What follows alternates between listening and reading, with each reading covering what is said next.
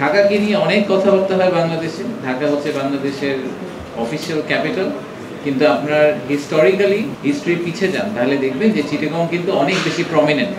চট্টগ্রাম বন্দর পরিদর্শন করেছেন বাংলাদেশ বিনিয়োগ উন্নয়ন কর্তৃপক্ষ বিডা ও বাংলাদেশ অর্থনৈতিক অঞ্চল কর্তৃপক্ষ বেজা এর নির্বাহী চেয়ারম্যান আশিক চৌধুরী। পরে বাংলাদেশের সার্বিক উন্নয়নে চট্টগ্রাম বন্দরের বিশেষ গুরুত্ব তুলে ধরে সাংবাদিকদের সঙ্গে কথা বলেন তিনি। বন্দরগুলোকে যদি আমরা সাকসেসফুল করতে না পারি তাহলে এই ফুল master plan will be complete failure. আমাদের এক্সিস্টিং ইনভেস্টররা কিন্তু আমাদেরকে সবসময় কনস্ট্যান্টলি একই ফিডব্যাক দিয়ে আসেন। আপনারা কোরিয়ান ইপিজেডের গল্প বিনিয়োগ সম্মেলনের সময় শুনেছেন যে ওনারা বলেছিল যে ওনারা ফার্স্ট অর্ডারটা ভিয়েতনামে পাঠান, কারণ ভিয়েতনামের এই লজিস্টিক্সটা অনেক বেটার আমাদের চেয়ে। তো লজিস্টিক্স বেটার করতে হলে আমাদের এই পোর্ট ক্যাপাসিটি বাড়ানো এবং পোর্টের এফিসিয়েন্সি বাড়ানো, এই পয়েন্টটা খুব ইম্পর্টেন্ট।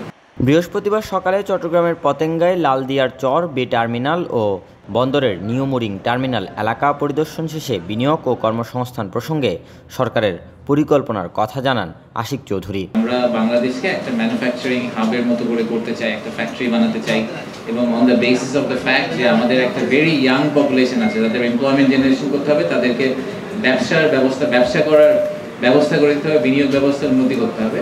এই পুরোটা করতে হলে অ্যাবসলিউটলি ক্রুশাল হচ্ছে যে আমরা আমাদের পোর্ট সিটি যেটা আমাদের কমার্শিয়াল হাব, সেটাকে আমরা ঠিকভাবে ডেভেলপ করতে পারবো। এই সময় প্রধান উপদেষ্টার প্রেস সচিব শফিকুল আলম, বন্দর chairman rear admiral SM Moniruzzaman উপস্থিত ছিলেন। Desk report, news now 24।